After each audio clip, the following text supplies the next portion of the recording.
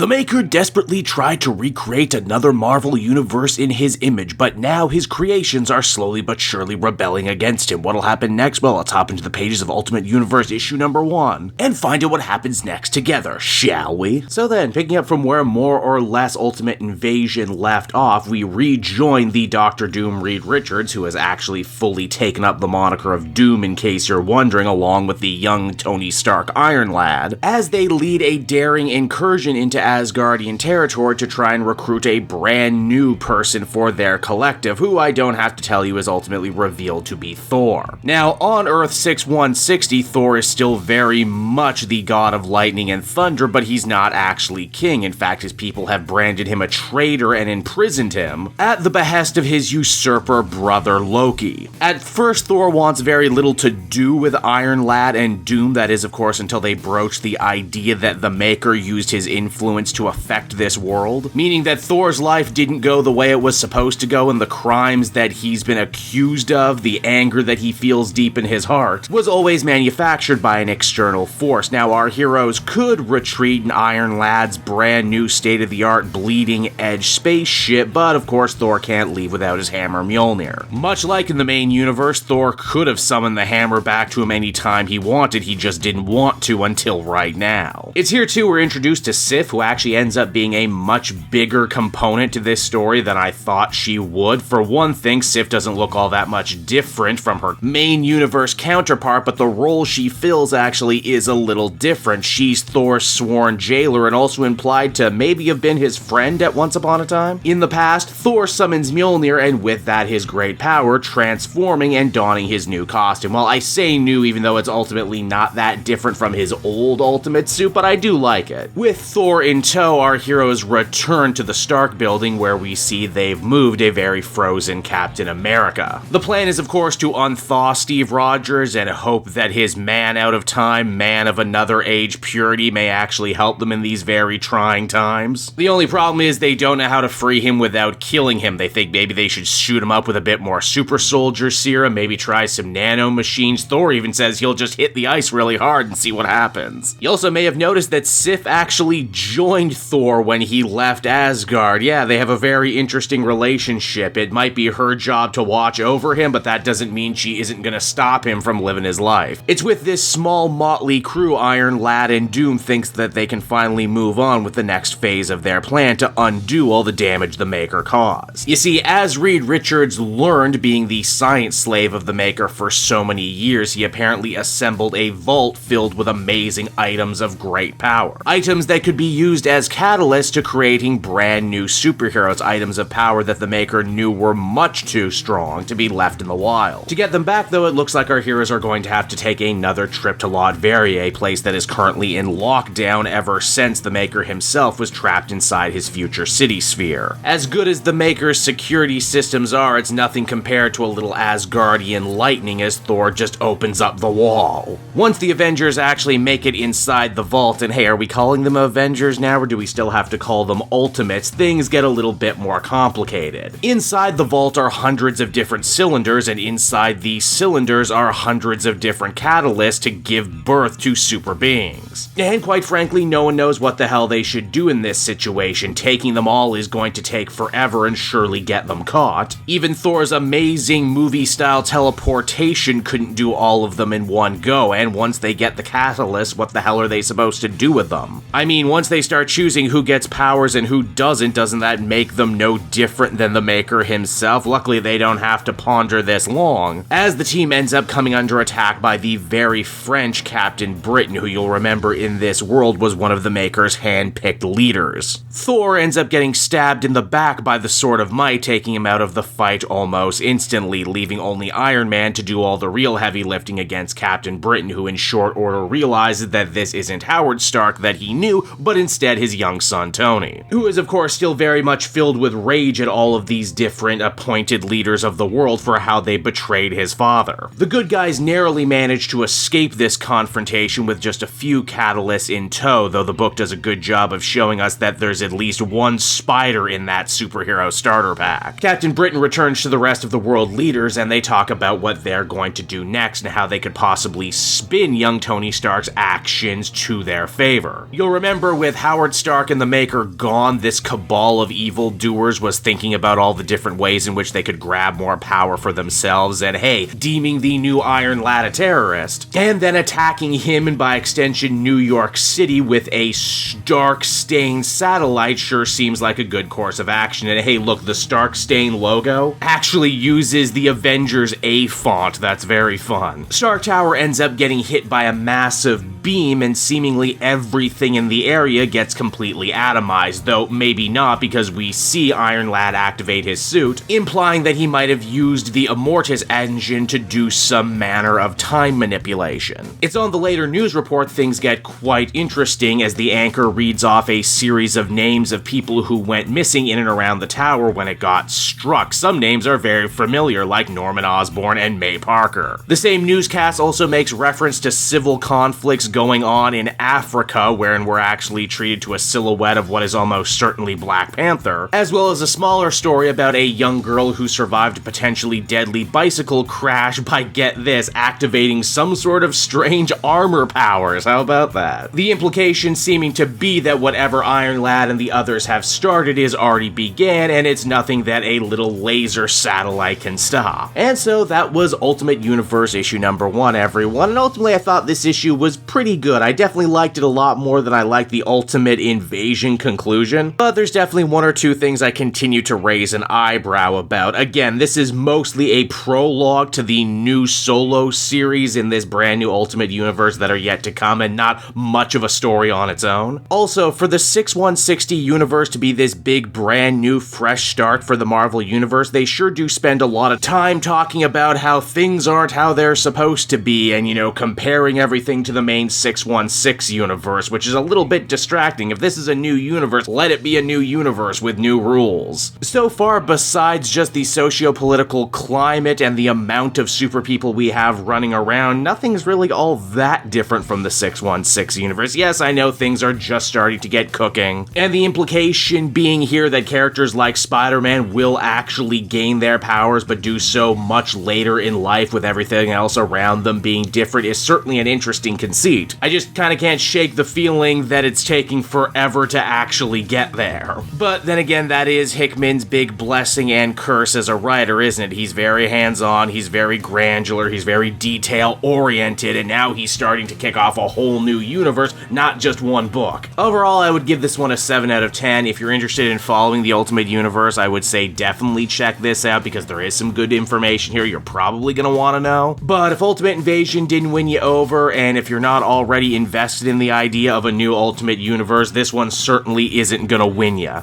Hey there everyone, it's your old pal Cape Joel again, thanking you so much for watching to the end of the video. I hope you enjoyed it, and if you did, why not check out my Amazon link down in the description. Yes, that's right, the Cape Joel channel officially has its own Amazon storefront now. You can pick up a comic or anything else for that matter, and if you did, you'd really be helping me in the channel. So with that out of the way everyone, I will see you again next time. Bye-bye.